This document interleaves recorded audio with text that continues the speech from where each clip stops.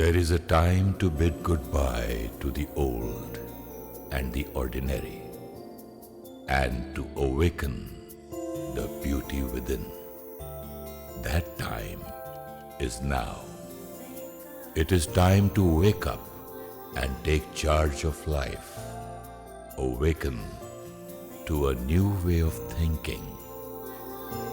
Awakening with Brahma Kumaris.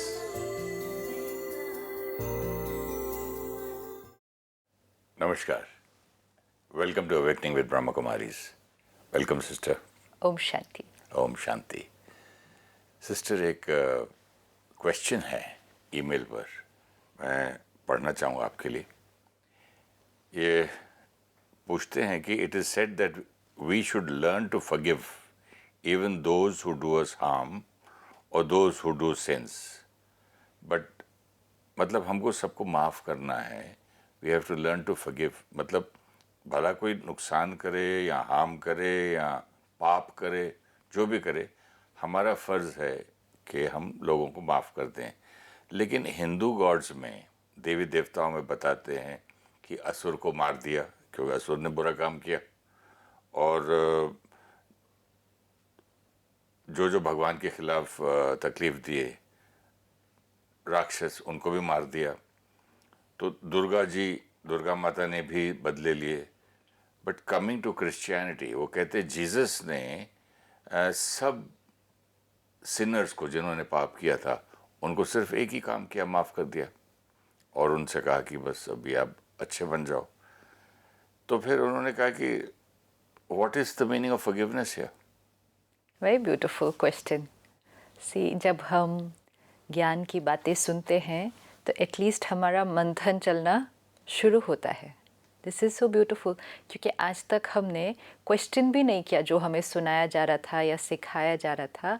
हमें दिखाया गया देवी देवताएं हिंसा कर रहे हैं, देवी देवताएं बदला ले रहे हैं, देवी देवताएं किसी को मार रहे हैं, श्राप दे रहे हैं। कितना कॉमन वर्ड है। बट हमने कभी क्वेश्चन नहीं किया ना।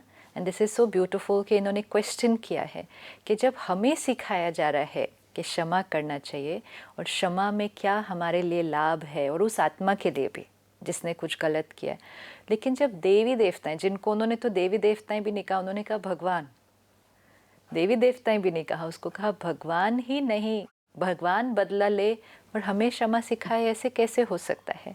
तो इसमें हमें दो तीन चीज़ों की क्लैरिटी चाहिए। सबसे पहली चीज़, फॉरगिवनेस मीन्स व्हाट। जैसे उन्होंने कहा जीसस क्राइस्ट ने फॉरगिव किया, हमें भी सिखाया फॉरगिव करना है। और जो उन्होंने कहा कि धर्म अलग अलग चीज़ें नहीं सिखाती, हर धर्म ने क्षमा करना सिखाया है। परमात्मा ही क्षमा का सागर है, and every religion has taught us to forgive, but we need to understand the meaning of forgive, कि क्षमा किया मीन्स क्या किया। अब हमें लॉ ऑफ कर्मा के हिसाब से ये समझ में आ जाता है, अगर आज किसी ने मेरे साथ गलत किया, बहुत बड़ा कुछ गलत किया, तो अब हमें ये क्लैरिटी है कि लॉ ऑफ द कंट्री, देश का कानून, and law of Karma, spiritual law, ये दोनों लॉज उस आत्मा पर काम तो करेंगे ही करेंगे। कई बार हमें लगता है कि लॉ ऑफ द कंट्री नहीं काम कर रहा उस आत्मा पे, या उसमें डिले हो रही है जस्टिस में, लेकिन एक लॉ तो हमेशा काम कर रहा है, and that is law of Karma. अगर किसी ने मुझे गलत किया, एंड लॉ ऑफ कर्मा उस आत्मा पर काम करेगा ही, तो फिर मेरा फॉरगिव करने का क्या कॉन्सेप्ट है, उसका क्या मीनिंग है, या भगवान से फॉरगिवनेस मानने का क्या कॉन्सेप्ट है। बहुत हमें सिखाया जाता है कन्फेस योर सिन, क्षमा मांगो, क्षमा मांगने से माफ़ हो जाएगा। वी नीड टू अंडरस्टैंड, माफ़ हो जाएगा मीन्स क्या उस कर्म का रिजल्ट मेरे पास नहीं आएगा? वो तो आएगा ही आएगा। तो फिर माफ़ होना मतलब, अब मैंने आग में हाथ डाला, हाँ, तो अभी क्या माफ़ करेंगे, कौन करेंगे? जलेगा तो जलेगा ही वो तो। पर लेकिन कितना बड़ा कॉन्सेप्ट है कि कन्फेस योर सिन, भगवान से क्षमा मांगो।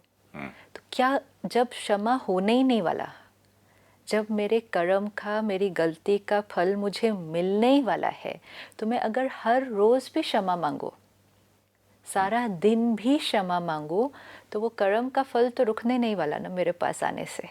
नहीं, तो क्षमा मांगने का कॉन्सेप्ट ही नहीं फिर क्लियर हुआ। Because forgive means suppose I do something wrong and I tell you please forgive me and you say okay I forgive. तो अब इस आई फॉरगिव का मीनिंग क्या? आई फॉरगिव मतलब आपकी वो गलती को मेरे चित्त पर हम अपने चित्त पर नहीं रखेंगे। भगवान किसी की गलती को चित्त पर नहीं अपने रखते। चित्त पर नहीं रखता। अब जब कोई किसी की गलती को चित्त पर नहीं रखेगा मतलब कौन सी एनर्जी जाएगी? Pure love. Pure love. ये प्योर लव की एनर्जी जो जाएगी वो उस आत्मा को जिससे कोई गलती हुई है उस आत्मा को उसका जो प्रायश्चित करना, प्रायश्चित मतलब जो उस कर्म का फल उसके सामने आना है उसको फेस करने में मदद करेगा। क्योंकि उसको एनर्जी कौन सी मिल रही है? Pure positive energy. वो प्योर पॉजिटिव एनर्जी परमात्मा से मिलती है। वो प्योर पॉजिटिव एनर्जी हमें आत्माओं से मिल सकती है अगर वो हमें जेन्युइनली फॉरगिव करते हैं। लेकिन इट डज नॉट मीन कि वो कर्म का फल मेरे सामने नहीं आने वाला है। It's forgiveness is to be really really understood because हमें समझना होगा कौन फॉरगिव कर रहा है और फॉरगिव करने से क्या फ़ायदा होने वाला है।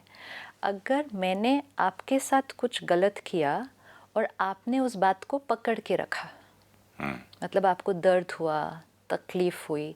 अब एक मैंने गलत कर्म किया तो उस गलत कर्म का मुझे फल मिलना ही मिलना है। एक वो मेरे कर्म का कॉन्सिक्वेंस। अब क्योंकि कर्म गलत था तो कॉन्सिक्वेंस भी थोड़ा सा भारी ही होगा। वो भारी कॉन्सिक्वेंस मेरे लिए बहुत अच्छा नहीं है।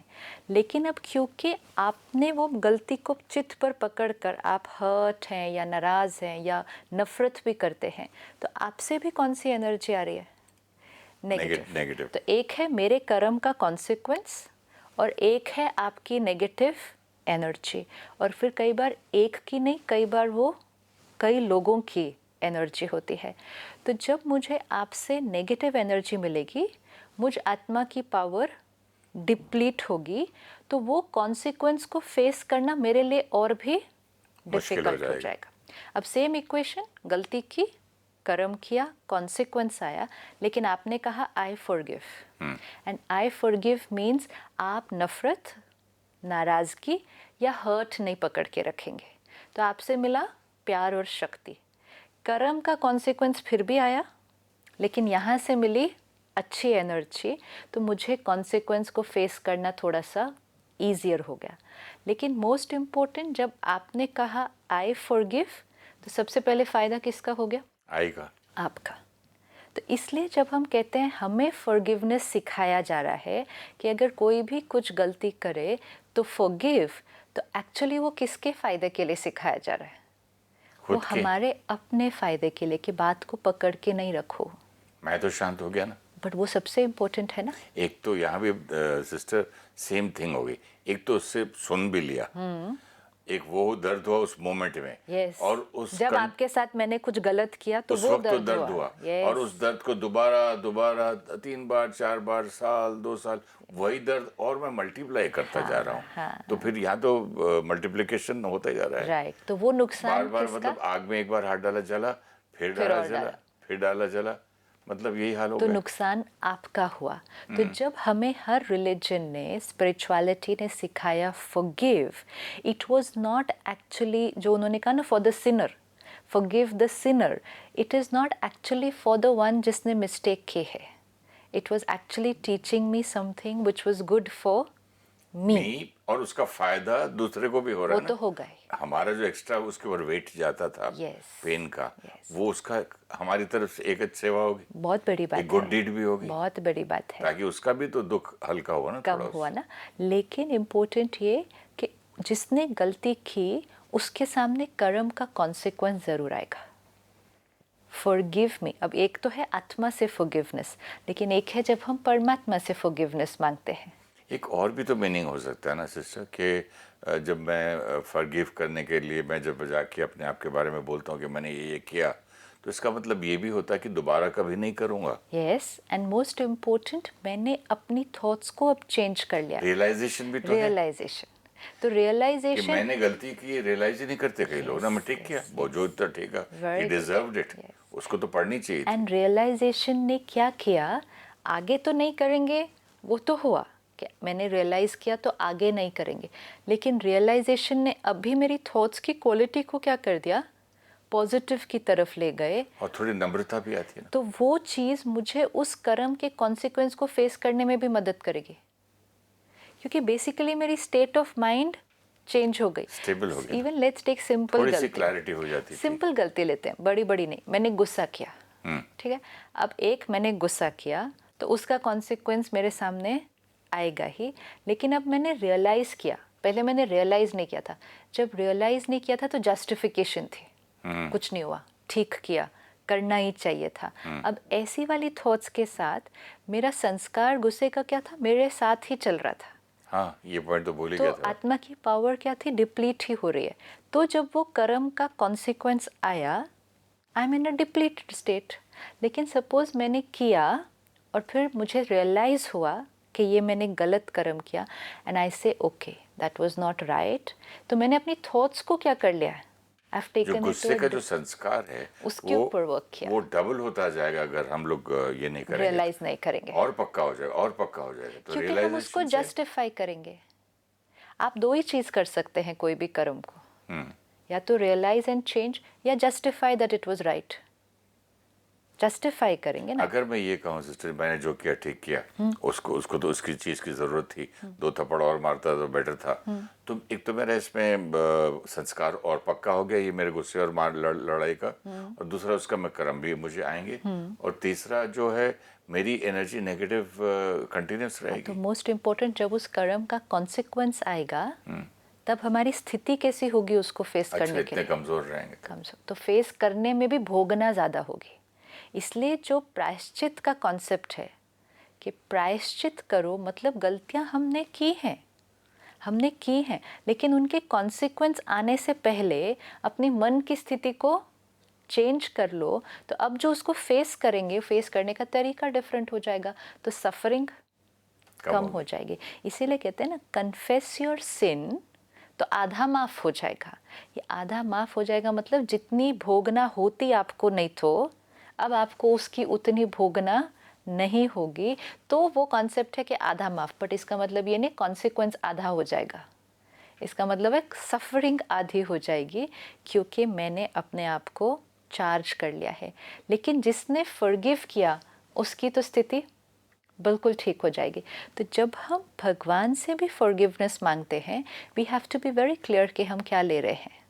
हमने सोचा हमने गलती की, परमात्मा के आगे क्षमा मांगा, तो हमें वो कॉन्सिक्वेंस नहीं आएगा। बट सिस्टर एक बात बताइए, एक सपोजिंग मेरा अगर 4-5 करोड़ का लॉस होता है, तो अगर मुझ में एक कमज़ोरी है कि मैं हार्ट अटैक हो के मर जाऊंगा, या मुझे पैरालिसिस हो जाएगा, मैं दुखी रहूँगा, लेकिन वो मेरा लॉस करने के बाद भी अगर मैं प्रभु से, भगवान से शक्ति ले लूँ और मुझे उसका असर, हार्ट अटैक नहीं हुआ, तबीयत और स्टेबल रहा मैं, तो इस एज गुड एज कि नहीं हुआ ना। तो वही है ना, लेकिन क्या नहीं हुआ, दर्द नहीं हुआ ना, उसका इफेक्ट जो कॉन्सिक्वेंस तो था आया, वो आया। हाँ, वो तो आया, हाँ, लेकिन सफरिंग कम हो गई। हाँ। सफरिंग जो क्यों लॉस कम हो था, गई? जो मेरे में आनी थी परिस्थिति या सिचुएशन, वो आई, दुख भी कम हुआ। हाँ, तो मैंने फेस किया ना। फेस किया, फेस करने के लिए क्या ले लिया, एक्सेप्टेंस किया, पावर ली, हाँ, पावर आई, इसीलिए तो एक्सेप्ट किया ना। तो सफरिंग कम हो गई। लेकिन ये क्योंकि तो अभी ये तक शायद इसके रिजल्ट को ये लोग माफी समझते होंगे। नहीं, अभी हम कहते हैं गलती की, क्षमा मांगी, तो मतलब मैंने गलती की, क्षमा बट थोड़ा मांगी। सा ये गड़बड़ हो जाता है ना, ये गलती करो दान दे के आ जाओ, ये गलती करो जाके नहा के आ जाओ गंगा में, ये गलती करो ये करके, मतलब यहाँ गंगा के स्नान मतलब ज्ञान स्नान में नहाना है। अपनी थॉट्स को चेंज करना है before the consequence of the karma comes to you, and take care of the next Karma.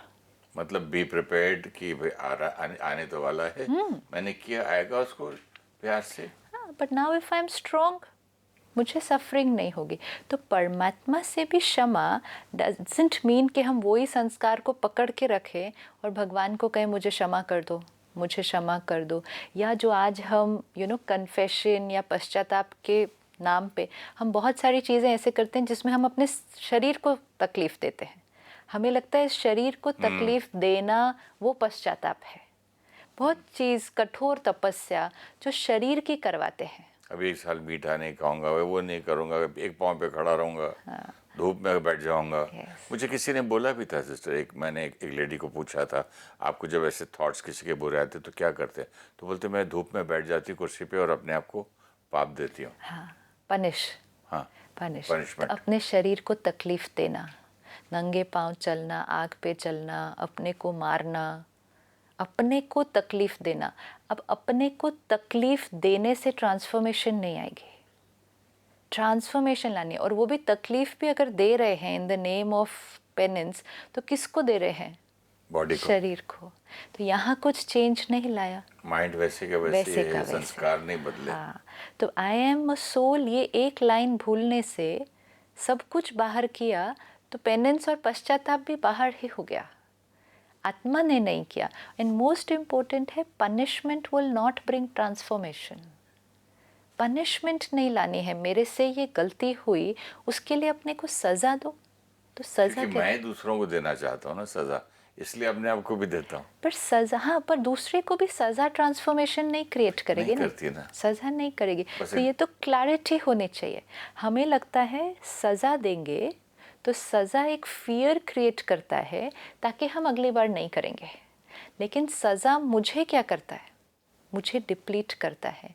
Punishment नहीं, रियलाइजेशन, एम्पावरमेंट। रियलाइजेशन फिर नहीं करना, एंड एम्पावरमेंट के उसके कॉन्सिक्वेंस को बहुत प्यार से फेस करेंगे।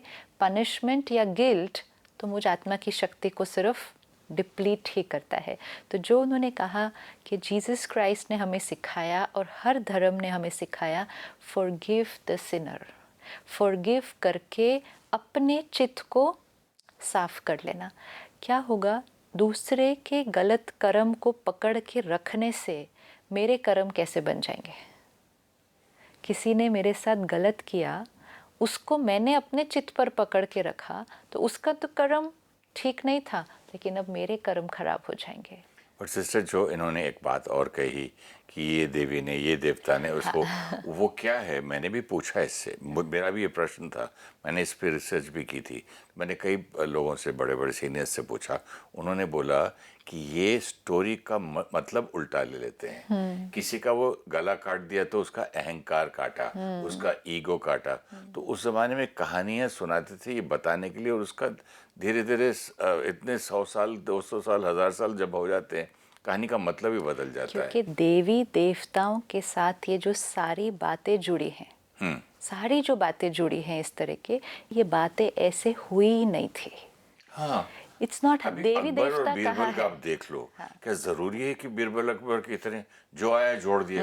एक दिन ये फलाने, अच्छा जो कहानी अच्छी लगी तो बोले एक दिन जीसस क्राइस्ट यहाँ जा रहे थे तो ये हुआ, एक दिन कृष्ण भगवान वहाँ जा रहे थे तो ऐसा सेम हो स्टोरी गया। हर एक के हाँ, साथ जुड़ गई। हर जगह जन आता है, बोले एक जगह पैर इस तरफ रखे थे तो मुझे बताओ भगवान कहाँ नहीं, वो सब ने बना लिए उसको अपने अपनी।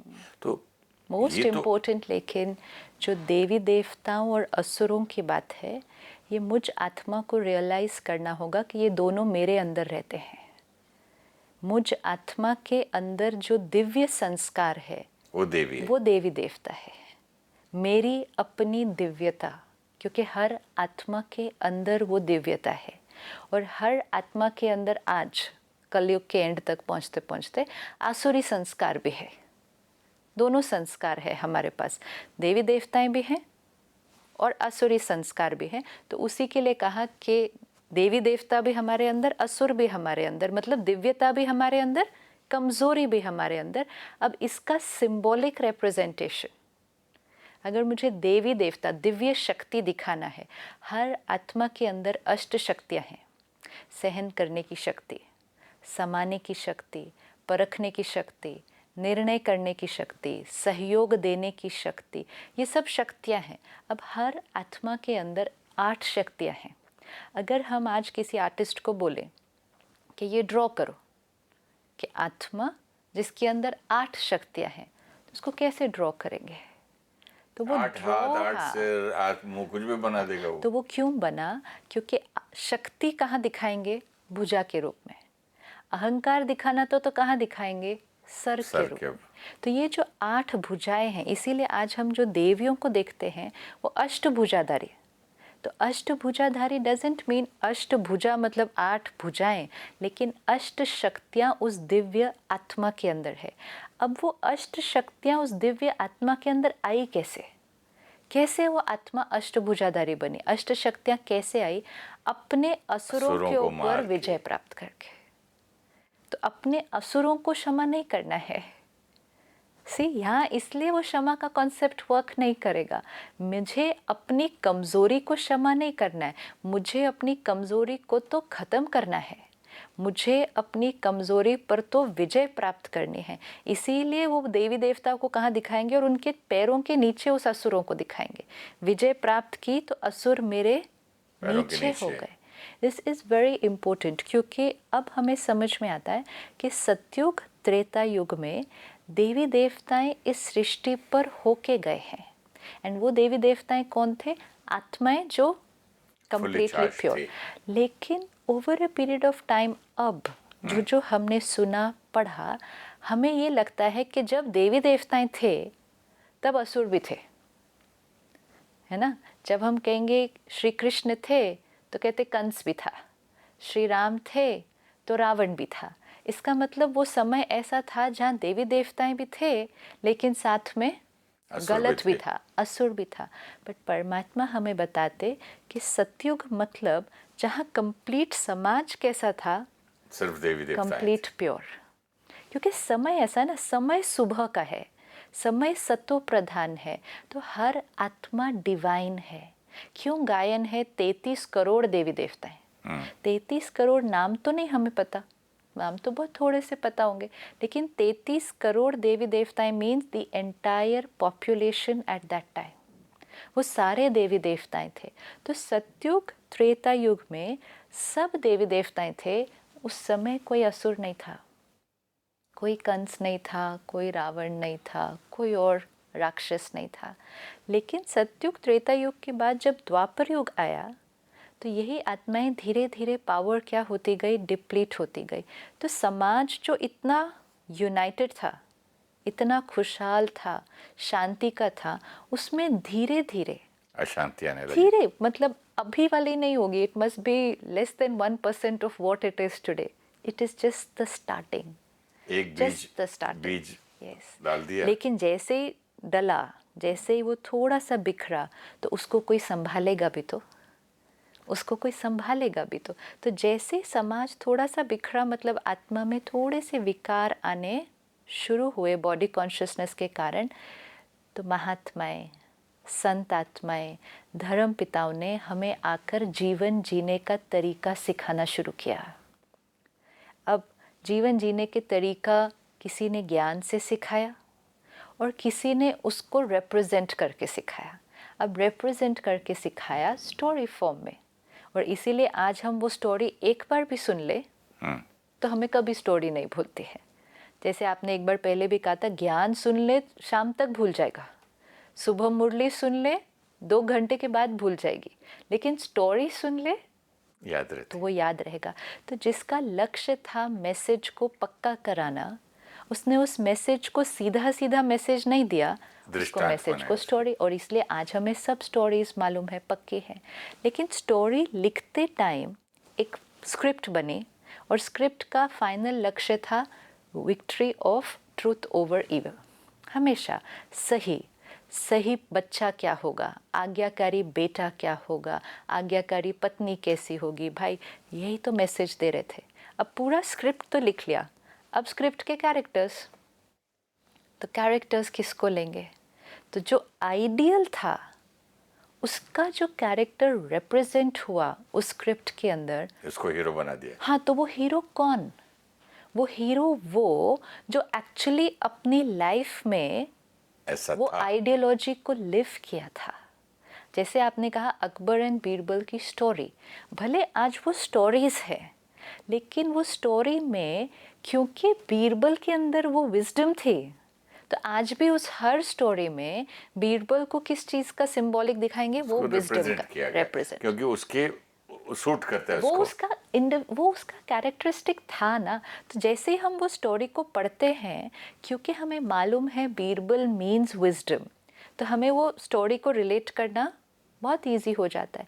इसी तरह द्वापर युग शुरू हुआ, हमें मालूम था देवी देवताएं मीन्स जो अभी अभी होकर गए, मीन्स कौन? जो परफेक्ट थे, संपूर्ण अहिंसक, अहिंसा परमो धर्म, परफेक्ट देवी देवताएं। तो हमने जब ये सब शास्त्र लिखे मैसेज देने के लिए, तो जो आइडियल था उसका कैरेक्टर कौन रिप्रेजेंट करेगा? जो अभी अभी आइडियल होकर गए थे।